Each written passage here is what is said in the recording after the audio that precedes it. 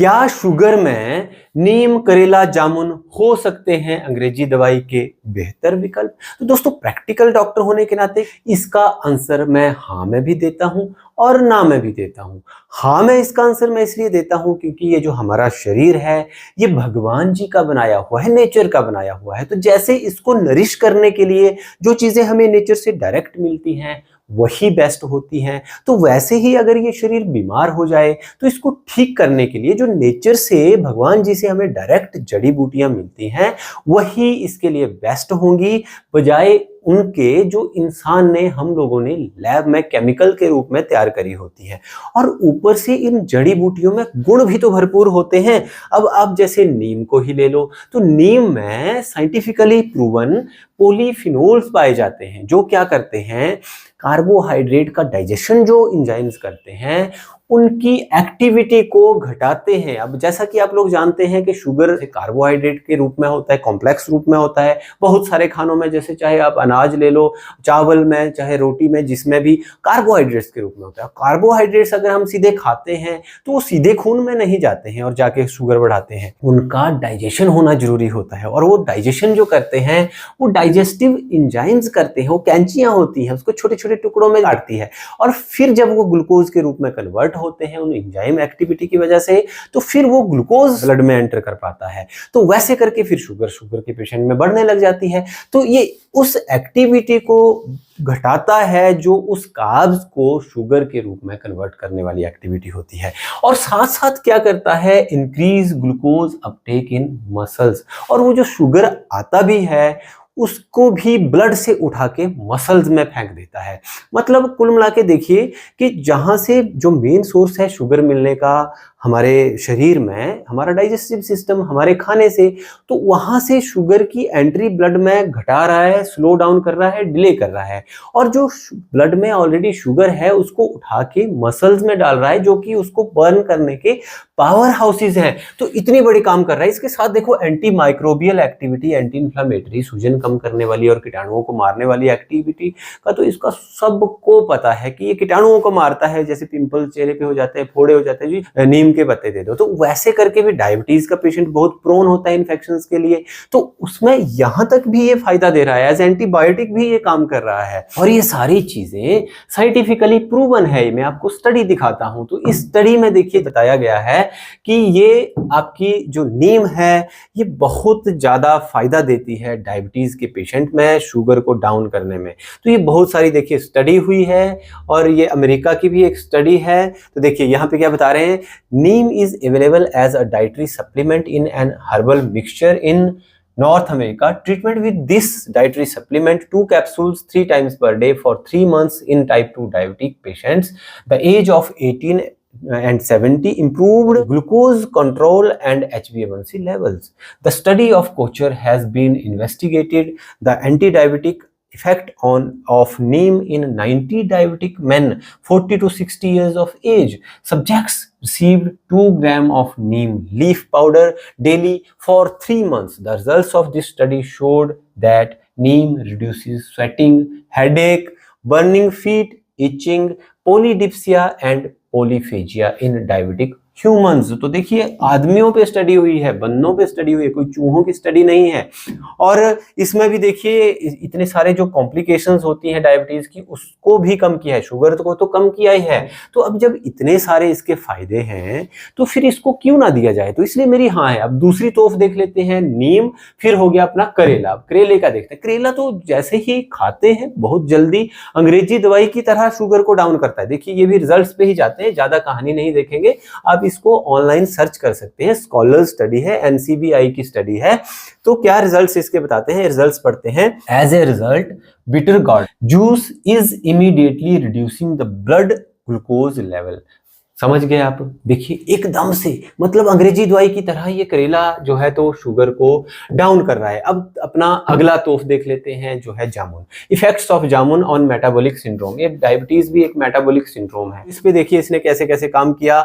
Obesity में इसने insulin resistance घटाई, तो इंसुलिन रेजिस्टेंस का घटाना जो है तो डायबिटीज में भी बहुत फायदेमंद है। लाइपोलाइसिस किया, जो लिपिड्स जो फैट के मॉलिक्यूल्स होते हैं उनको तोड़ा। साथ में देखिए बीपी को भी कम किया, कैल्शियम चैनल ब्लॉकर की की तरह इसने काम किया। और इंसुलिन रेजिस्टेंस अगर घटती है तो बीपी भी घटता है। वैसे देखिए डायबिटीज में भी इसने इंसुलिन के रिसेप्टर्स तक पे काम किया। तो ये जामुन भी बहुत ही ज्यादा बढ़िया औषधि है। परंतु अब बात करते हैं ना कि भी मैं इसको प्रैक्टिकल डॉक्टर होने के नाते अंग्रेजी दवाइयों का सब्स्टिट्यूट होने की लेवल का काम करने के लिए ना भी करता हूं। तो ना मैं इसलिए करता हूं क्योंकि ये जो आयुर्वेदिक दवाइयां, हर्बल दवाइयां हैं, बहुत सारे लोग जानते भी हैं और कईयों में मिसकंसेप्शन भी है। बोलते भी है जी ये आयुर्वेदिक दवाइयां जो होती है परहेज बहुत ज्यादा मांगती हैं। अरे भाई वो परहेज नहीं मांगती हैं, वो नेचर से हमें डायरेक्ट मिलती हैं। तो हमें जो अपना आहार विहार विचार सारी चीजें हैं वो भी नेचुरल ही रखनी होगी। जैसे कि हमारा शरीर जो है ये बैठे रहने के लिए नहीं बनाया है भगवान जी ने, ये जो है चलने फिरने एक्टिविटी कर्म करने के लिए बनाया हुआ है। तो अगर कर्म अच्छे से करते हैं और खान पान जो नेचर से डायरेक्ट मिलता है वही खाते हैं, फिर साथ में इस टाइप की ये जड़ी बूटियां लेते हैं, तो ये 100% जो है तो एलोपैथिक दवाइयों का सब्स्टिट्यूट हो सकती हैं। परंतु बहुत सी केसेस में, बहुत सारे लोगों में जो है तो ये चीज प्रैक्टिकल नहीं है कि नेचुरल जो है खाना खाया जाए। अब शहरों में कोई है, पता नहीं उनको कैसा नेचुरल खाना आ रहा है, पता नहीं उसमें कितने केमिकल्स हैं, पता नहीं कितने उसमें कोई पॉलिश किए होते हैं रंग के लिए, कोई साइज के लिए, जैसे फॉर एग्जाम्पल फलों का ही एग्जाम्पल लें, और कितने उनमें पेस्टिसाइड्स होते हैं, कितने उनमें जो है तो फर्टिलाइजर्स केमिकल लगाए होते हैं। तो फिर वो चीजें जो है तो उतनी प्रैक्टिकल ऑर्गेनिक नहीं आ पाती हैं। तो जब वो उतनी ऑर्गेनिक नहीं, ऊपर से ये हर्ब्स की भी क्या गारंटी है, जो हर्ब्स आ रही हैं वो कितनी ऑर्गेनिक आ रही हैं, और ऊपर से अवेलेबिलिटी की भी तो बात है। अब जैसे आयुर्वेद में भी जो दवाई के गुण बताए गए हैं वो क्या बताए गए हैं, बहुकल्पम बहुगुणम संपन्नम योग्यम औषधम। बहुकल्पम मतलब बहुत सारे कल्पों में हो। अब इसके कल्प बनाना भी आयुर्वेदिक दवाइयों के थोड़े मुश्किल होते हैं क्योंकि ये जल्दी डिग्रेड करती है, नेचुरल चीजें होती है। मान लिया जामुन ही है तो जामुन का फल तो जामुन के सीजन में ही मिलेगा, और जैसे मान लिया करेला है तो करेला भी करेले के सीजन में मिलेगा। वैसे ही जो भी और जड़ी बूटियां हैं वो सीजन में मिलेंगी। बहुत सारे चैलेंजेस इसमें होते हैं, और खासकर क्वालिटी के और क्वांटिटी के बहुत ज़्यादा चैलेंजेस होते हैं। तो इसलिए नो डाउट इनको, जैसे अब मान लिया बहुत सारे मार्केट में इनके जूसेस आते हैं, तो अगर उनको ऐसा सोचा जाए कि अंग्रेजी दवाई का हम सब्स्टिट्यूट इनको यूज़ करेंगे तो थोड़ा सा खतरनाक भी हो सकता है, थोड़ा सा, क्योंकि आपको जैसे मैंने पहले बताया हुआ है कि नो डाउट अंग्रेजी दवाइयों के साइड इफेक्ट होते हैं, परंतु उससे कई गुना ज़्यादा साइड इफेक्ट जो है बढ़ी हुई शुगर के होते हैं। तो अगर मान लिया शुगर बढ़ी हुई है और आप ये चीज़ें खा रहे हैं, बाकी और जो जैसे डाइट और लाइफस्टाइल पे काम नहीं उतना हो रहा है, साथ में इन चीजों की भी क्वालिटी पे क्वेश्चन मार्क है, तो फिर अगर मान लिया शुगर बढ़ी हुई रहती है तो वो बढ़ी हुई शुगर जो है उस एलोपैथिक दवाई के साइड इफेक्ट से कई गुना ज्यादा साइड इफेक्ट देगी। तो इसीलिए इनका मतलब 100% सब्स्टिट्यूट अंग्रेजी दवाइयों के लिए मैं ना भी करता हूं। तो जो समझने वाले बंदे हैं वो समझ गए होंगे कि अगर प्रॉपर डिसिप्लिन नॉलेज के साथ जो है तो इन चीज़ों को यूज़ किया जाएगा तो उनके लिए बिग हाँ है, और वो मतलब वो बड़े नेक्स्ट लेवल के बंदे होंगे और नेक्स्ट लेवल की उनकी सोच होगी जो इस चीज़ को वैसे एक्सेप्ट करेंगे और मुहैया भी करवा पाएंगे। अब जैसे रोगी के गुण भी हैं, तो रोगी के गुण क्या है, आढ़्यो रोगी भिषक वश्यो ज्ञापकः सत्ववान अपि। आढ़्यो मतलब रिच, जो रोगी है वो धनाढ़िया होना चाहिए। तो आढ़िया रोगी ही तो इन चीजों को ताजा ताजा मुहैया करवा सकता है, या ओरिजिनल ला सकता है, या उस लेवल के नेचुरल खाने जो ऑर्गेनिक जो खाने हैं वो ला सकता है। तो इसलिए यस भी है आढ़ियो रोगी। फिर उसमें साथ में देखिए भिषक वश्य, भिषक होता है डॉक्टर, उसके वश में होना चाहिए, तो मतलब वो डाइट एक्सरसाइज प्रॉपरली फॉलो करने वाला होना चाहिए। आढ़ियो रोगी भिषक वश्यो ज्ञापकः, ज्ञापकः मतलब चीजों को समझने वाला होना चाहिए, ज्ञान उनको उसको पेशेंट को होना चाहिए। ऐसा नहीं कि डॉक्टर बोल रहा है कुछ, समझ रहा है कुछ, जो फिर इंटरप्रेट करके निकल रहा है कुछ और एक्शन में बात आ रही है कुछ, तो फिर वैसे भी रिजल्ट नहीं मिलेगा। तो वैसे आढ़्यो रोगी भिषक वश्यो ज्ञापकः सत्ववान अपि, सच्चा होना चाहिए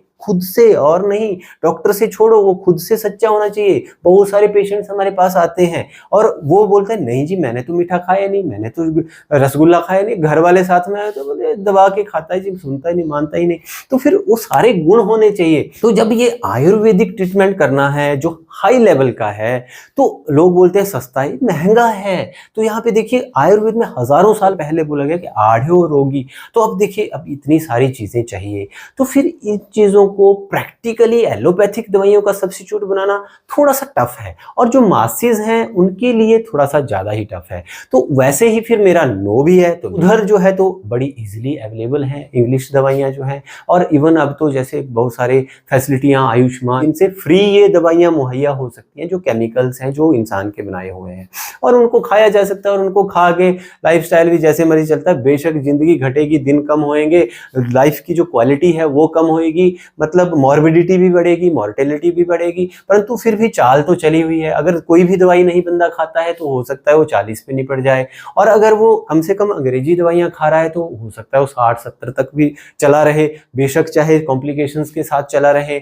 बोलते हैं ना मड़ा मरे ना मंजा छूटे, हमारे यहाँ लोकल कहावत है कि मतलब जिंदा रह जाएंगे। जैसे वैसे हुआ भी तो है पिछले 50-60 सालों में जो है तो इंसान की उम्र तो बढ़ी है, जो एवरेज लाइफ होती है वो तो बढ़ी है, परंतु जो क्वालिटी है लाइफ की वो थोड़ी घटी है। तो वैसे वैसे अब जो क्वालिटी चीज समझते हैं और जो मतलब सारी चीजों को समझते हैं, वो इस चीज से जो है तो अंग्रेजी दवाइयों का सब्स्टिट्यूट जो है इनको यूज कर सकते हैं बाकी सारी चीजों को मिला के।